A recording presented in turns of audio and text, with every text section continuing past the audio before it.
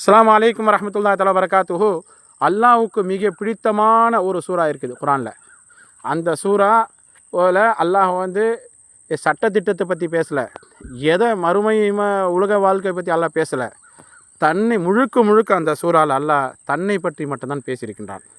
அந்த சூறாவை யார் ஓதுகின்றாரோ அல்லாஹ் அவர்களை விரும்புகிறான். யுஹிப்பு குல் வல்லாஹு அஹத். ஒரு சஹாபியுடைய சம்பவத்தில் ஸல்லல்லாஹு அலைஹி வஸல்லம் சொல்கிறாங்க, மஆவியத் இப்னு மஆவியா இப்னு அல் முஸ்னி லஇஸினி என்ற ஒரு சஹாபி, நாங்கள் தபூக்குடைய போர் யுத்தத்தில் இருக்கிறோம். அந்த நேரத்தில் அவர் வஃபாத் ஆகிட்டார்.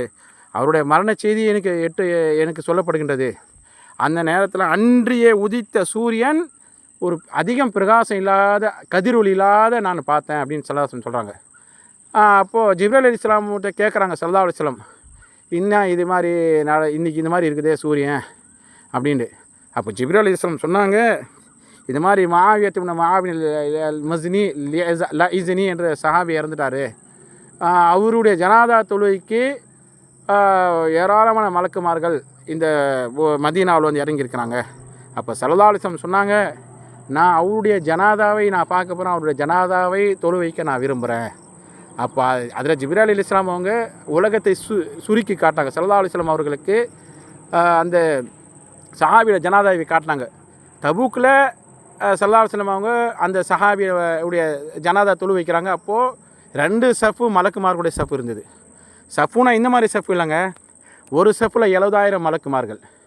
ஆனால் 2 சஃப்பில் 1,44,000 மலக்குமார்கள் அந்த ஜனாதா தொழுகையில் கலந்து கொண்டாங்க. அப்போ ஜிப்ரீல் அலைஹிஸ்ஸலாம்கிட்ட ஸல்லல்லாஹு அலைஹி வஸல்லம் கேட்குறாங்க, இந்த சஹாபிக்கு இந்த அந்தஸ்து எப்படி கிடைத்தது அப்படின்னா, அப்போது யுஹிப்பு குல் வல்லாஹு அஹத், அவர் எப்போவுமே குல் வல்லாஹு மடக்கி மடக்கி ஓதுவார். அதில் மேலே ரொம்ப ஒரு காதல் கொண்டார். அல்லாஹு தஆலா அவரை ரொம்ப விரும்பிட்டான். கண்ணியம் நிறைந்த அல்லாஹ்வே, நம்ம குல் வல்லாஹு சூரா எவ்வளோ ஓதுறோமோ அல்லாஹ் நம்மளும் அது எப்படி நம்ம விரும்புகிறோமோ அதே போல் அல்லாஹ் நம்மளை விரும்புவான். ஆகிய நம்ம அதிகம் குல் வல்லாஹு சூரா ஓதுவோம். ஏன்னா இந்த குல் வல்லாஹு சூராவில் முழுக்க முழுக்க அல்லாஹ் தன்னை பற்றி தான் பேசுகிறான்.